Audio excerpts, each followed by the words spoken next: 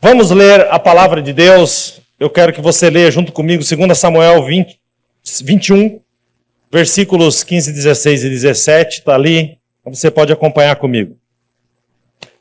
Começa assim, de novo. Vamos dizer juntos o de novo. Vamos juntos, 1, 2, 3. De novo. Fizeram os filisteus guerra contra Israel.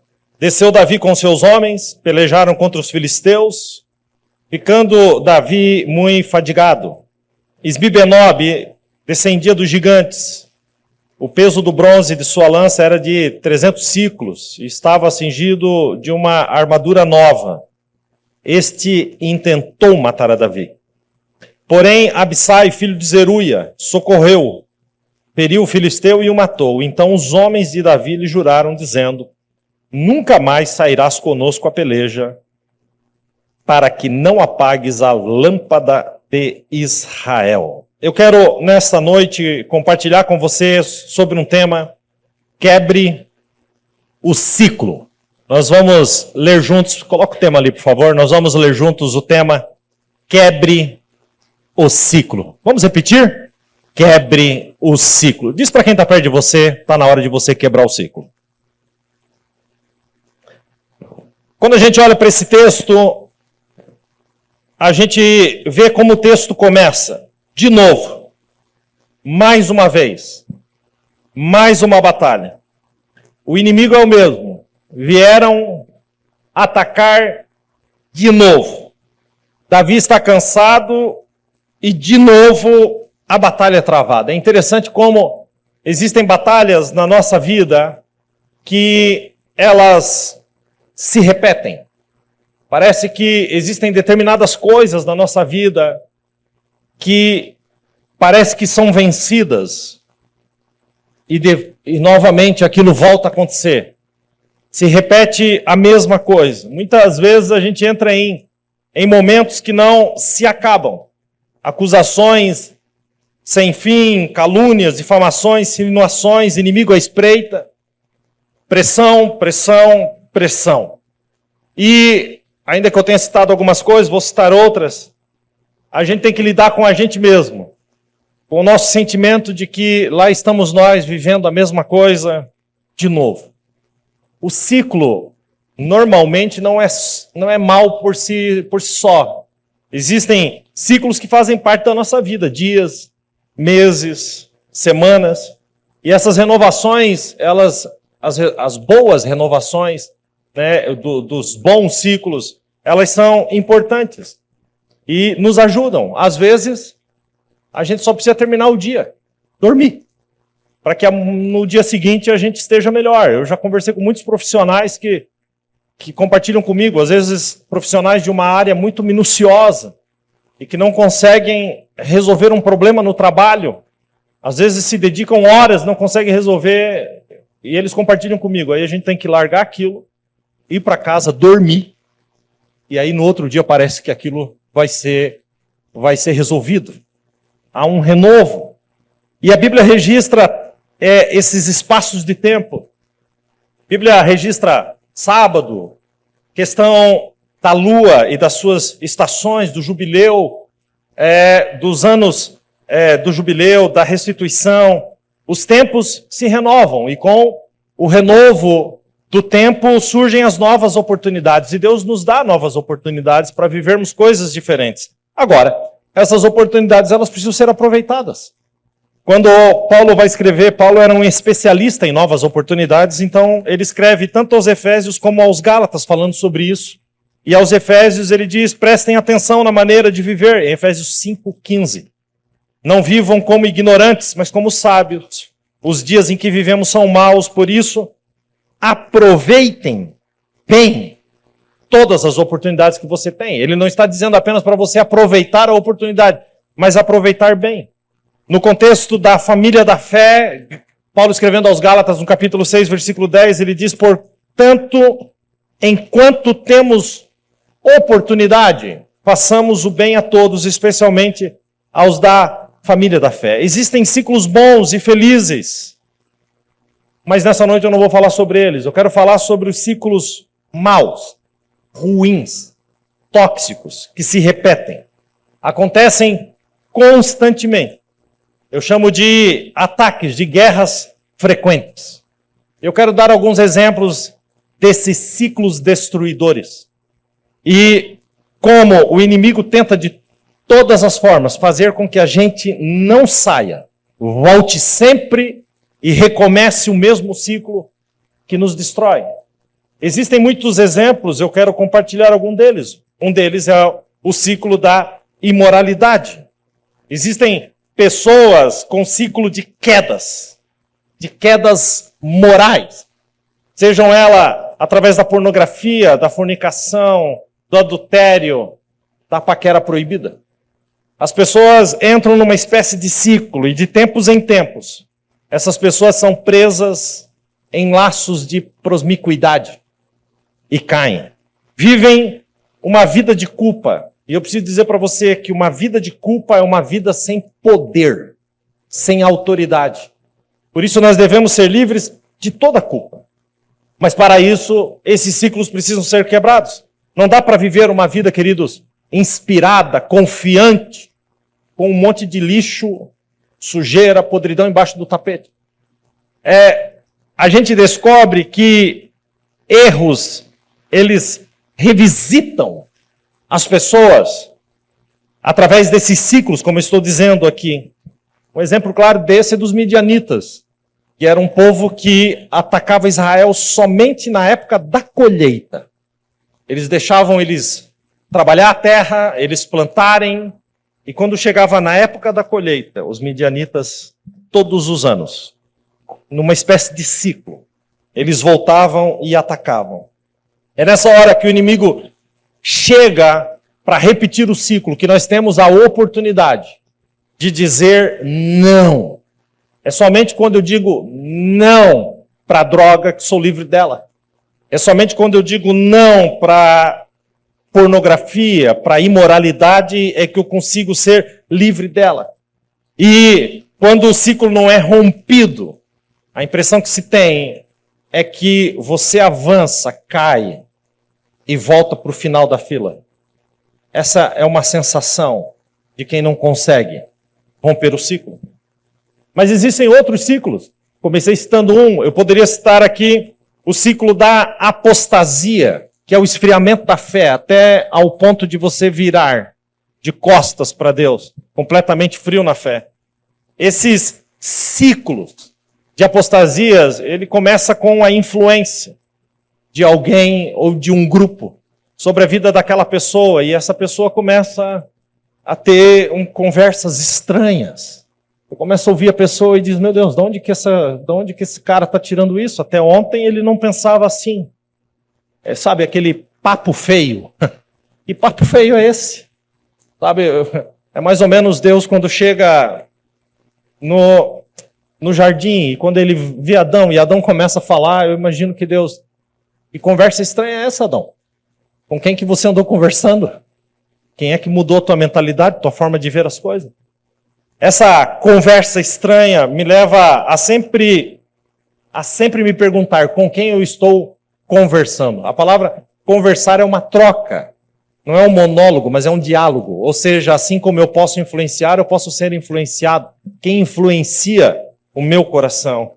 E as pessoas são pegas nesse ciclo de inconstância. Elas vivem na frequência do ficar de pé, cair, rastejar, levantar, correr, cair de novo. Vai e volta. Cai, levanta, anda, corre, cai de novo. De repente estão desanimadas, sem forças, obedientes aos seus sentimentos de derrota.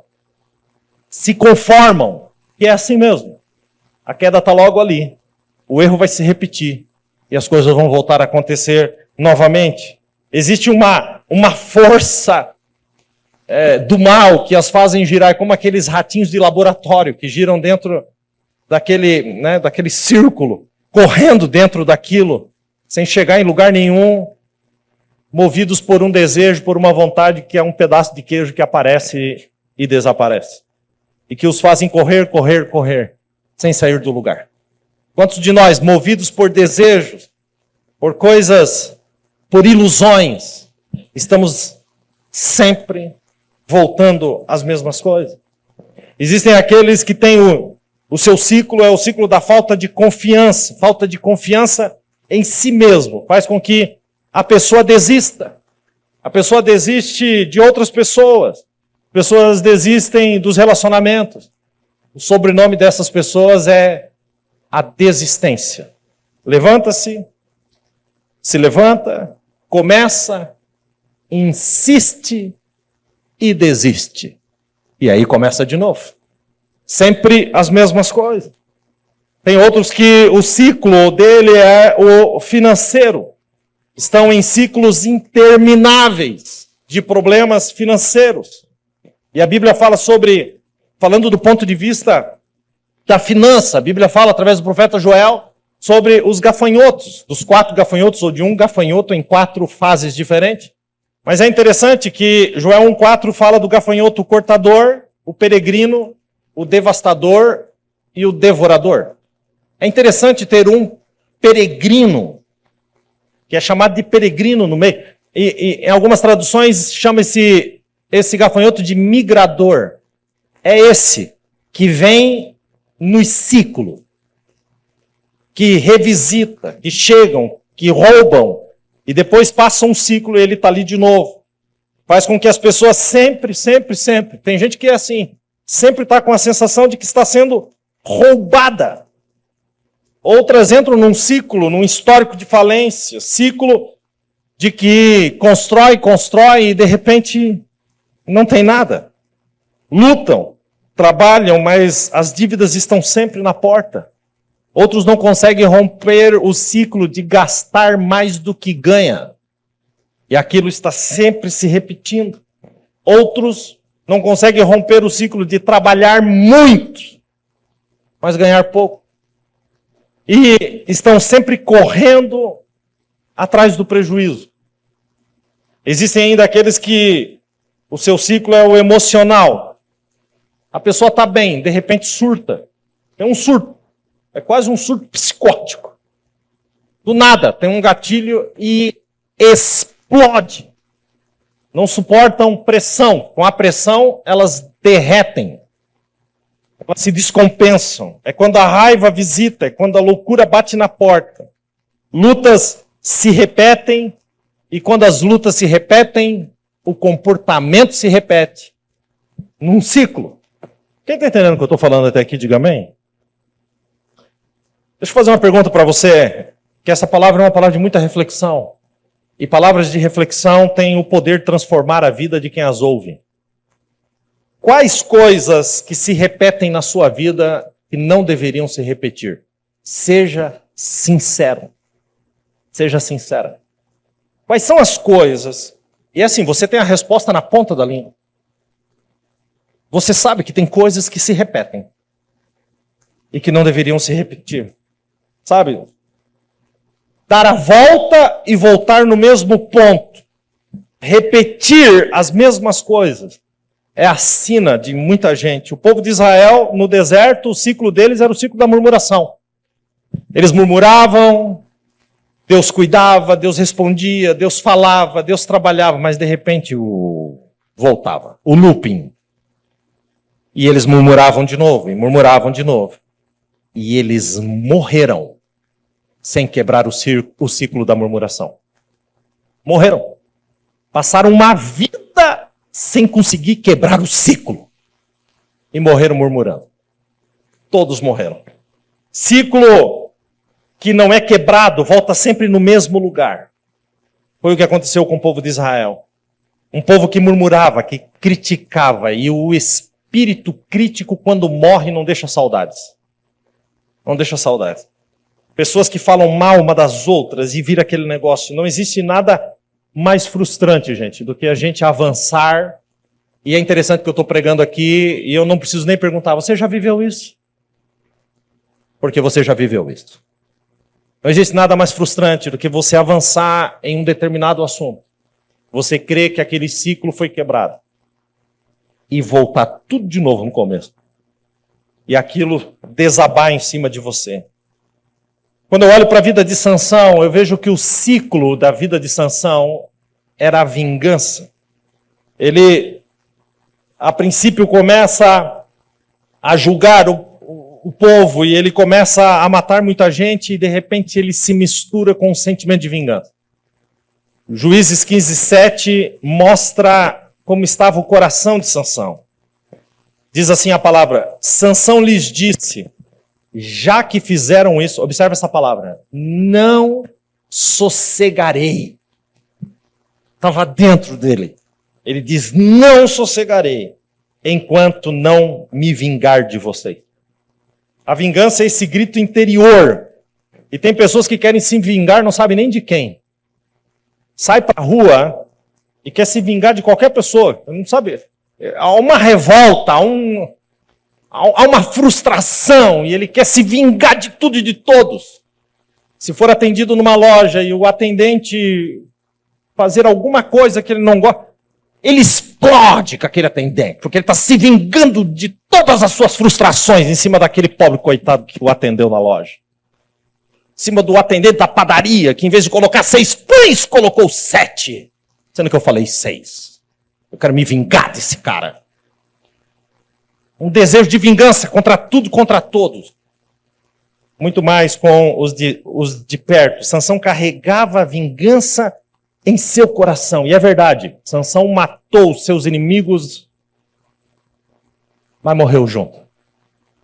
Ele se vingou, mas morreu junto. É verdade, queridos, que quando a gente olha para isso, a gente percebe que Sansão carregou isso a vida inteira. Eu pergunto para você, eu estou cheio de perguntinha hoje, né? O que você carrega dentro de você? Que você arrasta a vida inteira? Quando eu olho para o ciclo de Davi, e aqui eu entro no texto que nós lemos no começo, 2 Samuel, nós vamos ler juntos, 2 Samuel 21:15. Observe que o texto diz, de novo, fizeram os filisteus guerra contra Israel, desceu Davi com seus homens, pelejaram contra os filisteus, e Davi foi ficando muito fadigado. Parece uma batalha sem fim. Só para você ter uma ideia, não é um número exato, mas Davi enfrentou os filisteus de forma pessoal, porque depois que ele foi afastado das guerras, já por causa da idade, ainda o seu exército enfrentou os filisteus outras vezes, mas pelo menos Davi esteve presente em 8 vezes. Imagina, o mesmo inimigo, 8 vezes. Guerras sangrentas. Davi não está apenas cansado, ele está fadigado. E é interessante que a palavra diz muito fadigado. A palavra fadigado significa exaustão física ou mental. Não se trata apenas de uma exaustão física, mas ela pode ser mental ou os dois. Na geração que a gente vive, a fadiga está muito mais ligada à mente, ao mental. Quais são os sintomas da fadiga? Sonolência, irritabilidade. Você conhece alguém irritadinho que mora com você? Ou não? Tem alguém irritadinho que mora com você? Sonolência, irritabilidade, dificuldade de concentração e, pasmem, dificuldade de realizar coisas simples. Agora, se é difícil realizar uma coisa simples, como é que Davi estava numa guerra de vida ou morte, fadigado? Se ele não estava dando conta nem dele mesmo. E o ciclo de Davi é o cansaço. Foi o cansaço que fez Davi, ao invés de estar cumprindo seu papel como rei, ficar em casa e dar sacada, ver Batseba, desejar Batseba, adulterar com Batseba e matar o marido de Batseba.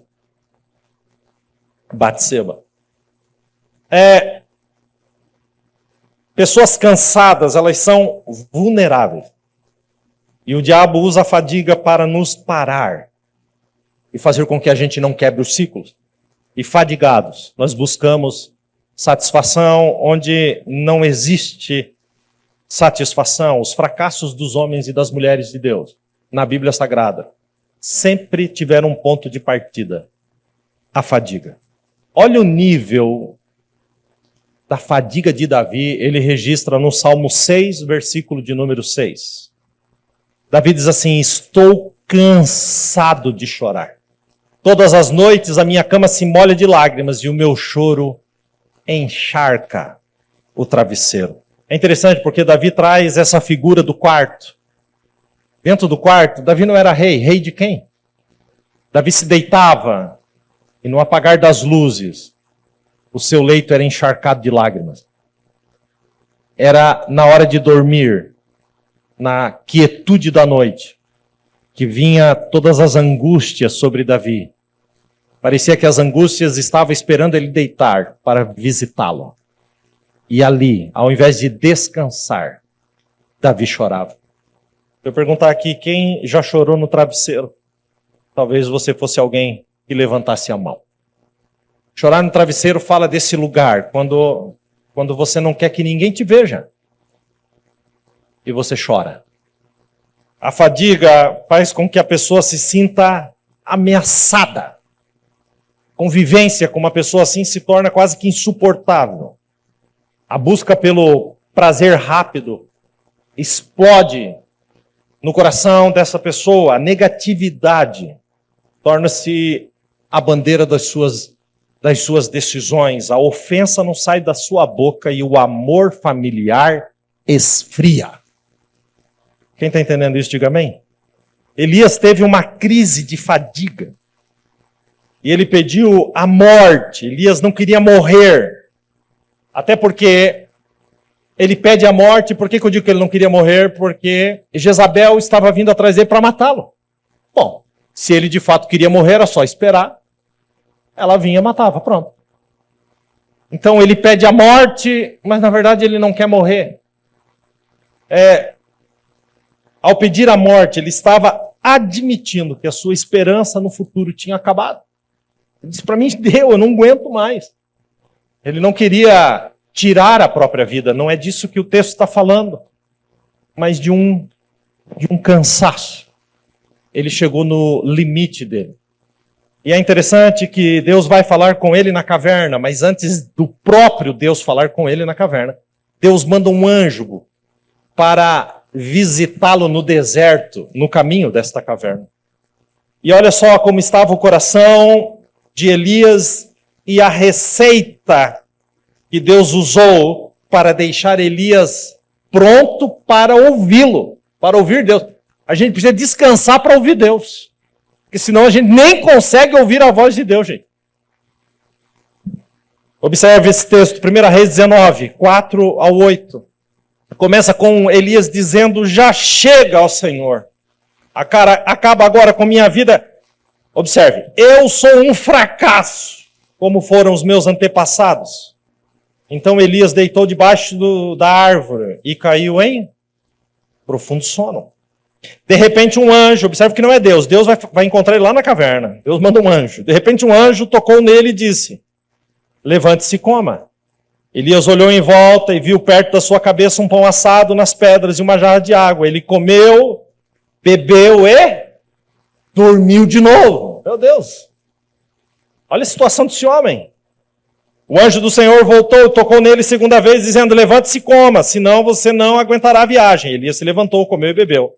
E a comida lhe deu força bastante para andar 40 dias e 40 noites até o Sinai, o Monte Sagrado. E eu não vou ler o texto, mas lá no Sinai, Deus fala com ele.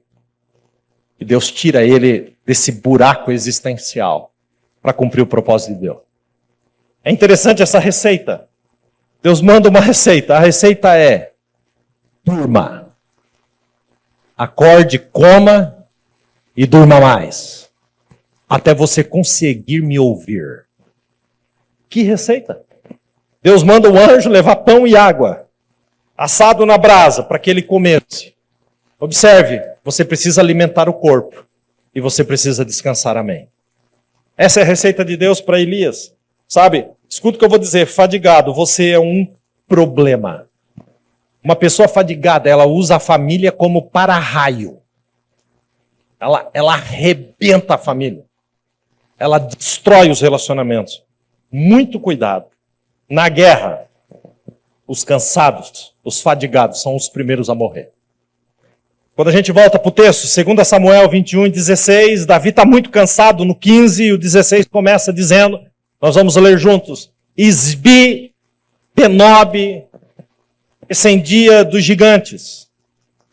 O peso do bronze de sua lança era de 300 ciclos. E estava cingido de uma armadura nova. Há uma tradução que diz de uma espada nova. E este intentou matar Davi. Interessante porque Davi já tinha matado o gigante. Qual foi o gigante que Davi matou? Golias, gente. Todo mundo sabe. Se a gente perguntar ali no Kids, as crianças sabem. Mas o ciclo voltou. E agora Davi estava na frente de um gigante novamente. Ou um gigante de novo. Mais uma vez. E esse gigante, ele é menor que Golias. E tem um motivo de ser. A lança desse gigante, a ponta da lança desse gigante tem 300 ciclos. 4 quilos. Só a pontinha da lança tem 4 quilos. A ponta da lança que Golias usava tinha exatamente o dobro. 600 ciclos. 8 quilos. O que isso nos ensina? Esse gigante, ele é menor, mas ele é mais rápido. Porque quando você volta na luta de Davi contra Golias, Davi é muito ágil. E Golias é um monstro, um gigante, forte, mas pesado demais. Quando Davi atira a pedra, ele não consegue nem desviar, ele é lento. Se ele pega Davi, acabava para Davi. Mas Davi vem correndo. Aquilo foi muito rápido para ele processar no seu corpo pesado. Esse não. Esse agora é ágil. É um gigante menor, ele é mais rápido. E, de novo, vem esse gigante. Ele é mais novo, ele é mais ágil, mas ele continua sendo gigante. E Davi já não é mais o mesmo. Davi já está cansado. E esse gigante está usando uma armadura nova, uma tradução que diz espada nova. E tem motivo de ser. Essa expressão na Bíblia aponta para o fato de que os gigantes, depois da morte de Golias, prepararam uma ferramenta própria, uma arma própria, com um único fim: matar Davi. Essa armadura será para matar Davi. Essa espada será para matar Davi.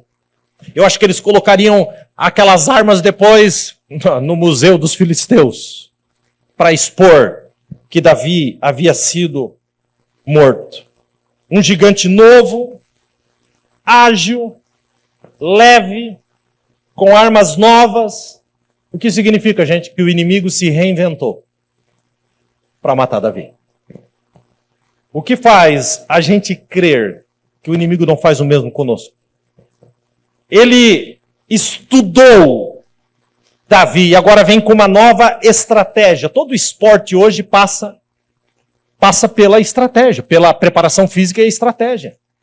Os esportes coletivos, eles trabalham a parte física e depois a parte tática. Porque não adianta ter físico se não tiver a parte tática do negócio. E então, o diabo fez a mesma coisa. E esse gigante vem. Esse gigante, no meu ponto de vista, é muito mais perigoso do que Golias. O ciclo voltou. E talvez você precise se perguntar, pastor, mas como vencer? Você precisa entender que, antes de mais nada, a gente precisa de alguém. O texto de Provérbios 17 diz que o amigo sempre, ele diz assim, sempre ame o amigo. Outra tradução diz, em todo tempo ama o amigo, mas é na angústia que o amigo se torna um irmão. Observe o texto, 2 Samuel 21:17. Nós vamos ler juntos. Porém, olha o amigo, Abissai, filho de Zeruia, socorreu-o, feriu o filisteu e o matou. Então os homens de Davi lhe juraram, dizendo, nunca mais sairá conosco a peleja para que não apagues a lâmpada de Israel. Abissai, o texto diz que é filho de Zeruia. Você sabe por quê? Porque os amigos que salvam têm genealogia, têm história. Abissai significa a força do meu pai. Ele traz consigo uma história. Ele era um homem que honrava a sua própria história. Homens e mulheres assim, que constroem a sua própria história e valorizam a sua própria história, são homens e mulheres que têm a capacidade de estender a mão e salvar quem quer que seja. Qual é a história que você está escrevendo? Se você é pai e mãe, quem é você como pai e mãe? Se você é marido e esposa, quem é você? Quem é você como amigo? Sabe, eu cheguei num ponto, gente, que eu comecei já há alguns anos a me dedicar a escrever uma história que honra amizades.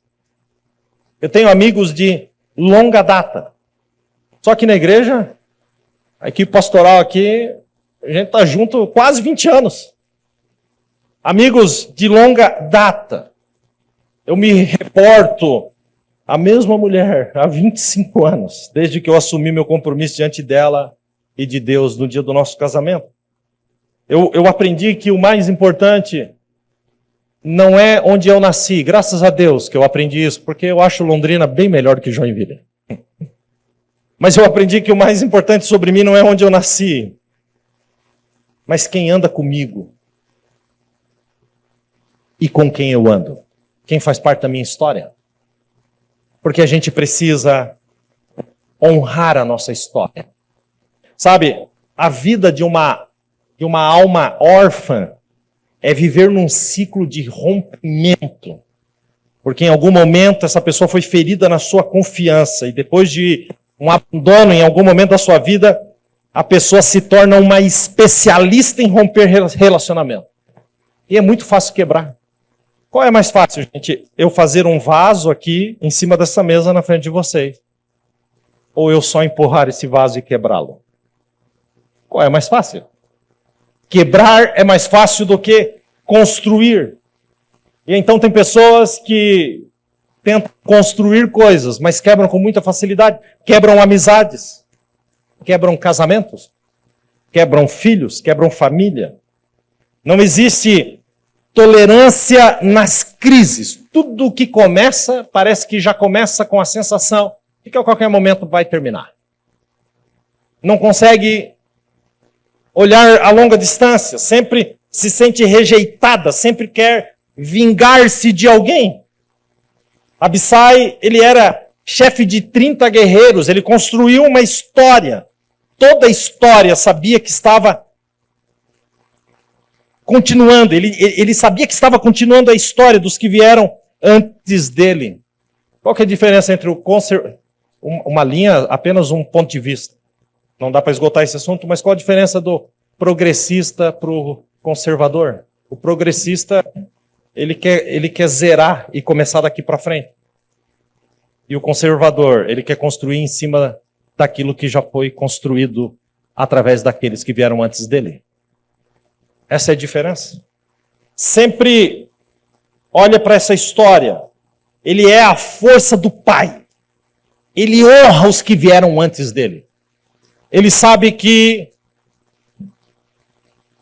estando em cima do lugar que já foi construído pelos que vieram antes, ele consegue ver mais longe.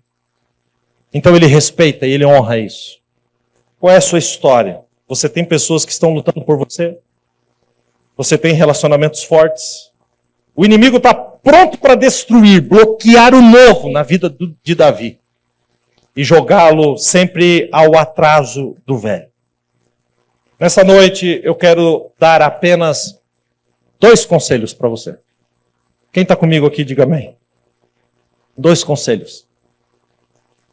O primeiro, encontre ajuda. Peça ajuda. Tem uma porção de gente que não consegue quebrar o ciclo do inimigo, porque antes de mais nada não estão nem conectados no corpo, à igreja de Cristo. Não se importam em dar um passo a mais no compromisso, querem ser invisíveis.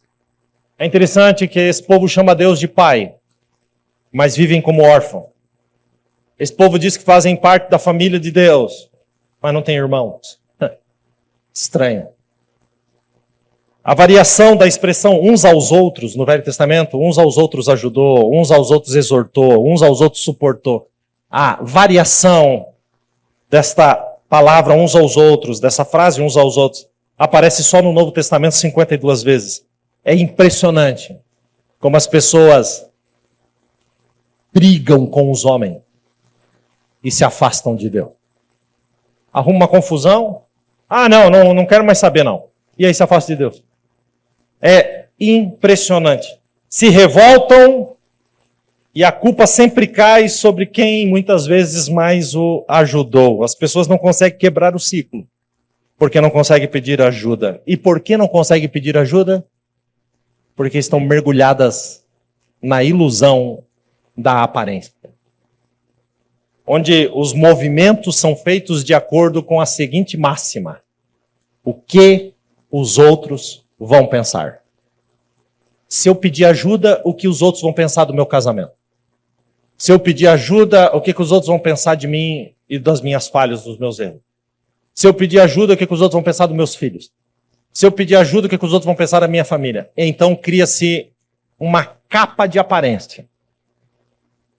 E ali dentro vive-se na mentira e na ilusão, porque não conseguem pedir ajuda e expor a verdade. Sabe, Deus quer mudar a sua história. Deus quer quebrar os ciclos. E ciclos, eles são quebrados com oração de concordância. Eu preciso ter mais alguém para concordar comigo, gente. Naquilo que eu oro. Aqui nas quartas-feiras, quando a gente vai orar, os pastores, a gente chama intencionalmente, a gente ora sobre temas específicos. Por quê? Para que, enquanto os pastores estão orando, a igreja concorde com aquilo. Porque quando nós concordamos, o milagre acontece. Agora, como andarão dois juntos se não estiverem de acordo? Se ninguém concorda? Se dentro da sua casa, e é por isso que o diabo trabalha no casamento, para que o casal não concorde um com o outro. E pode observar, nessa geração, os casais não conseguem concordar nem como vão criar os filhos. Um diz pode, outro diz não pode. E aí o casal briga na frente do que pediu. Uma falta de concordância. E a falta de concordância gera instabilidade. Arrebenta a segurança. Olha o que Jesus diz em Mateus 18 e 19. Jesus diz assim: digo-lhes a verdade. Tudo que vocês ligarem, concordarem na terra será ligado no céu. E tudo que vocês desligarem na terra será desligado no céu. Também lhes digo que se dois de vocês concordarem na terra em qualquer assunto sobre o qual pedirem, isso lhe será feito por meu Pai que está nos céus. E olha que você quase deu um amém por isso aqui. Quando estamos juntos em concordância, o salmista escreveu: ali o Senhor ordena a bênção. Sabe, não andem sozinhos, porque é junto que nós vencemos o inimigo. Quem concorda, diga amém. Vamos concordar juntos aqui? Eu quero que você levante a sua mão e diga: os meus inimigos serão vencidos, os ciclos serão quebrados, e eu vou viver o novo de Deus. Diga para quem está perto: eu concordo com aquilo que você acabou de falar. Eu concordo. Eu concordo. Alguns milagres. Olha, mas redobre a sua atenção. Alguns milagres não acontecem na presença de pessoas que estão em discordância. Por isso que existem coisas que não chegarão na sua casa se não houver concordância.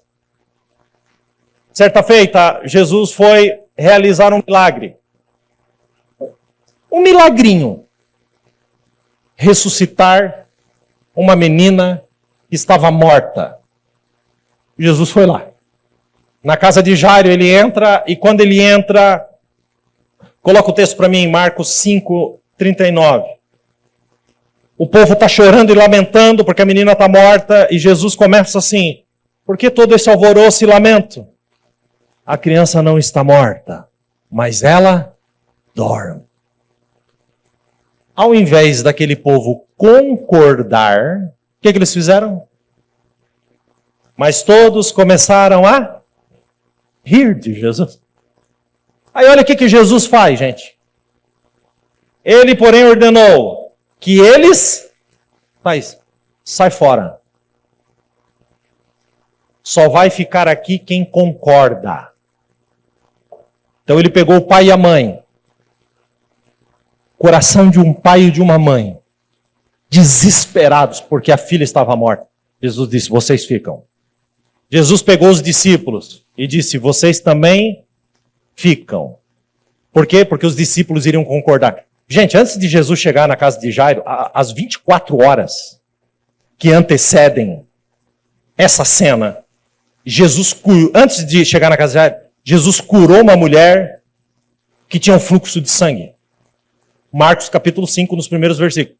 Se você volta para Marcos capítulo 4, final do capítulo 4, Jesus está dentro de um barco no meio de uma tempestade. Ele levanta a mão e diz, aquieta-te mar, acalma-te vento. Aquieta-te vento, acalma-te mar. E o mar, ó, e os discípulos, quem é este?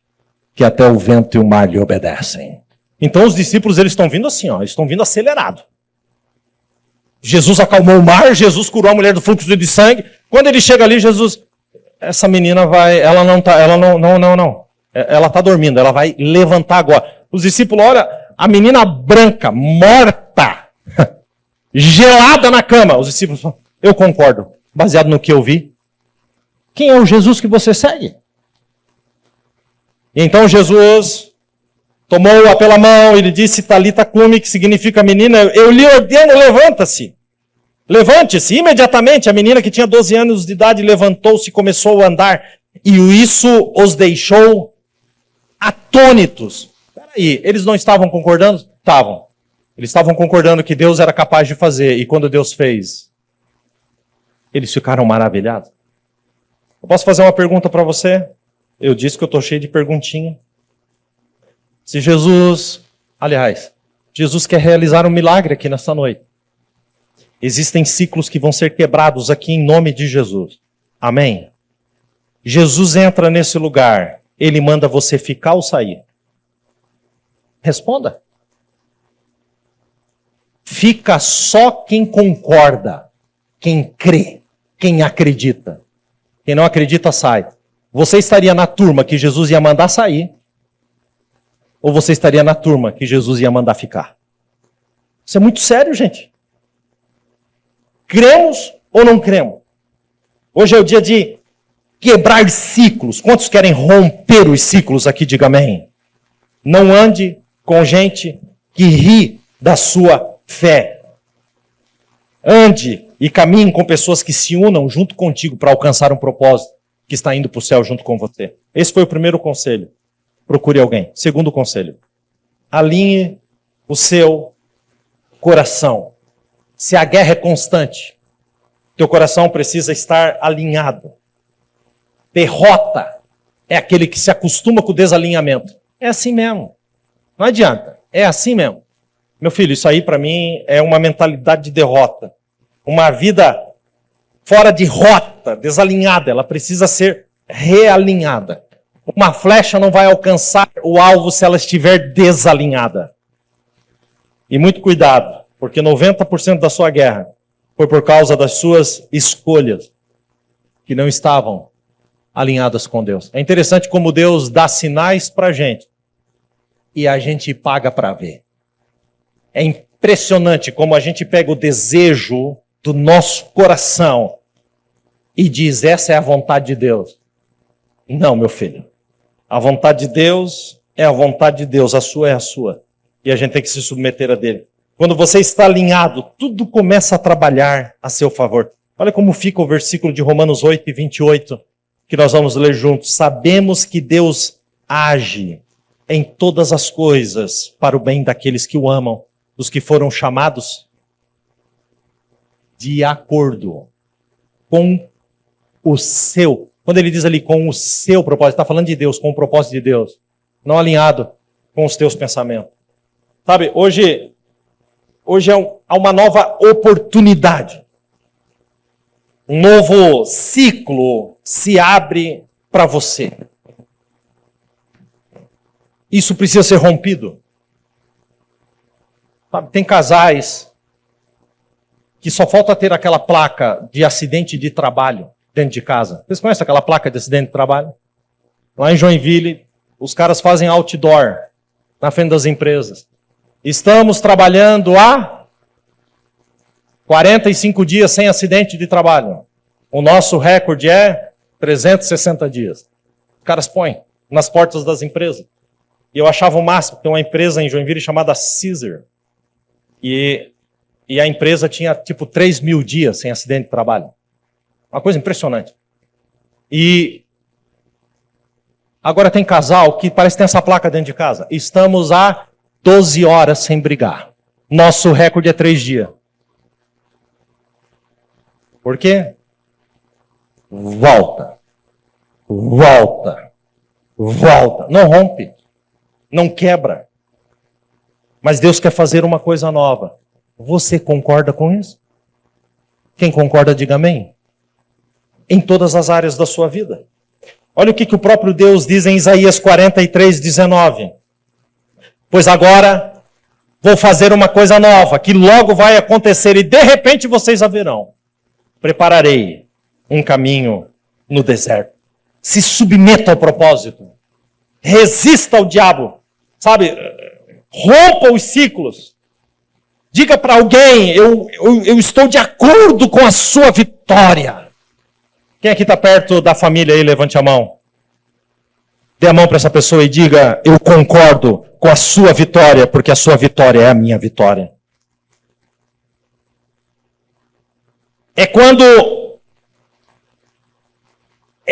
o jugo é despedaçado. Quando o ciclo é quebrado. Isaías 10:27 diz assim, e acontecerá naquele dia que a sua carga será tirada do seu ombro e o seu jugo do seu pescoço. E o jugo será despedaçado por causa da unção. Eu vou terminar. O ciclo está quebrado. Os gigantes, eles precisam ser derrubados. E nessa noite eu quero concordar com você nisso. Sim, eu quero concordar com você nisso. A sua família será uma bênção. A sua família será uma bênção. Quem concorda com isso, diga amém. Os seus negócios serão uma bênção. Amém? Mas que concordância mais xoxa essa de você. Eu vou até tentar de novo. Calma, Jesus, dá uma segunda chance. Querido, eu concordo que quem levantar a mão, estiver com a mão levantada nesse momento, e puder concordar comigo, a sua casa, a sua família, eu concordo. Liga isso no céu com aqueles que concordam comigo. Sua casa e sua família será uma bênção. Eu concordo que tudo aquilo que você colocar a mão prosperará para a glória de Deus. Eu concordo que os seus filhos serão como coluna da próxima geração. Eu concordo que você que anda foi feito para voar, a corrente será quebrada e você vai levantar voo para a glória de Deus. Eu concordo com isso. Quem concorda, aplauda ao Senhor.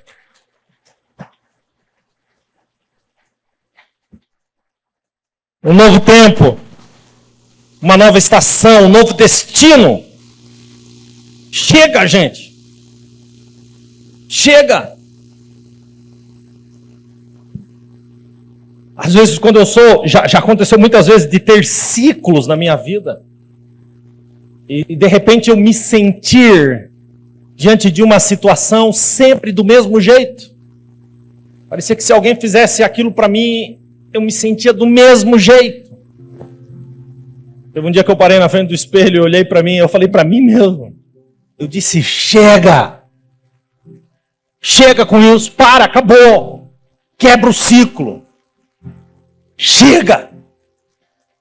Para o que você precisa dizer, chega. Chega. Não vou ser mais assim. Eu vou substituir isso por algo que Deus está me entregando nessa noite. Chega! Eu não consigo mais. Explode gatilhos de todos os lados. E lá está você. E depois que o ciclo volta no mesmo lugar, você é inundado por uma frustração, por uma tristeza e por um sentimento. É assim mesmo. É assim mesmo. Mas o Senhor diz em Isaías, aquilo que está torcido se endireitará para a glória de Deus. Chega. Pastor, o que eu faço? Grite por socorro. Clame a Deus. O Salmo 107, versículo 13. Eu vou terminar com esse versículo. Na sua angústia. Olha isso aqui. Na sua angústia. Gritaram por socorro. E o Senhor Deus os livrou das suas aflições.